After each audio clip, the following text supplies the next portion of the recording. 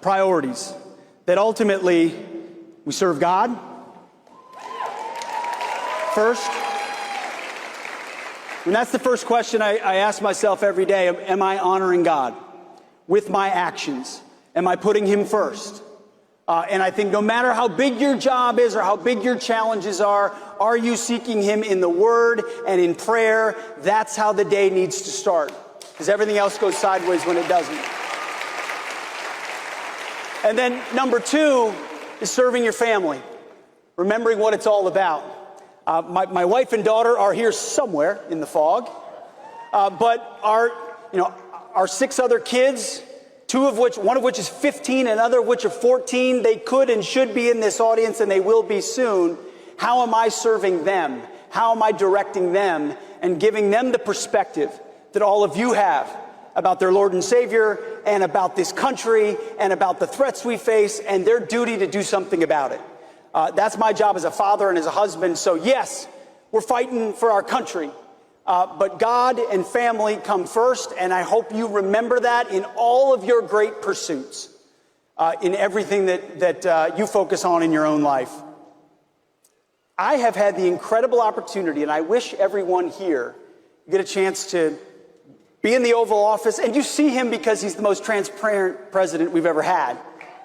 But to watch President Trump, whether it's the Oval Office or the Situation Room or in foreign countries, he does so much, but ultimately his willingness to put America first, apply common sense, and execute peace through strength is the core of what I get a chance to see every day.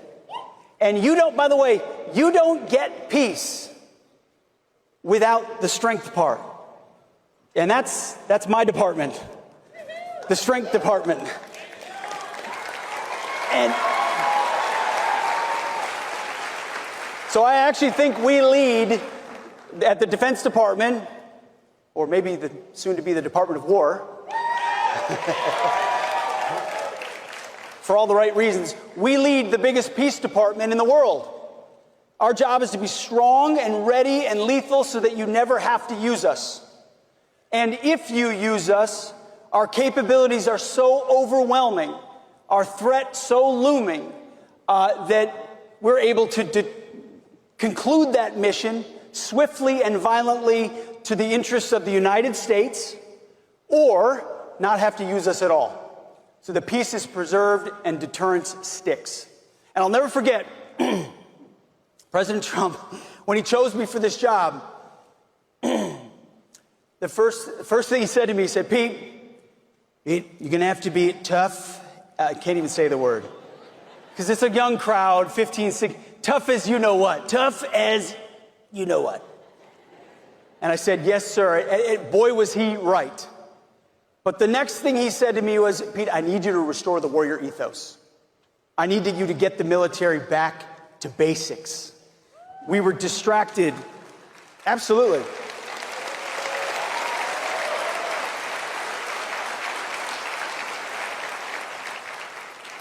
Our military, under previous administrations, especially Obama, but then Joe Biden more recently, were distracted by experiments, effectively, in ideology, in social justice, in social engineering, in climate change, and take DEI, CRT, genderism, you name it.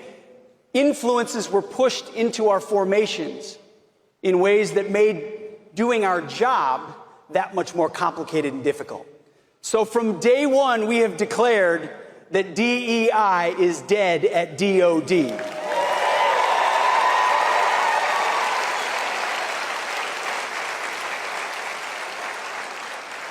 We're going back to gender-neutral, colorblind, merit-based performance standards.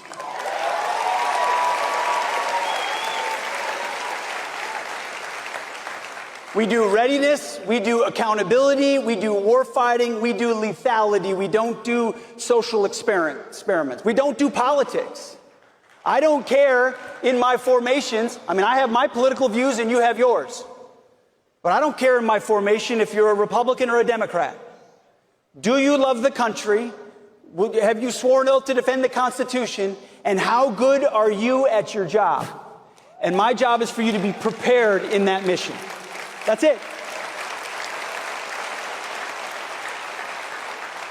It's a back to basics moment, and we've seen the response from young Americans like this crowd has been historic.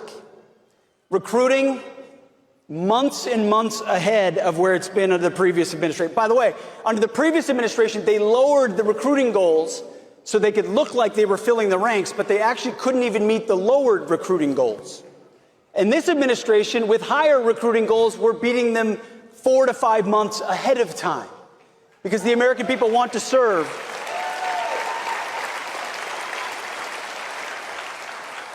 They want to serve under a commander-in-chief that has their back.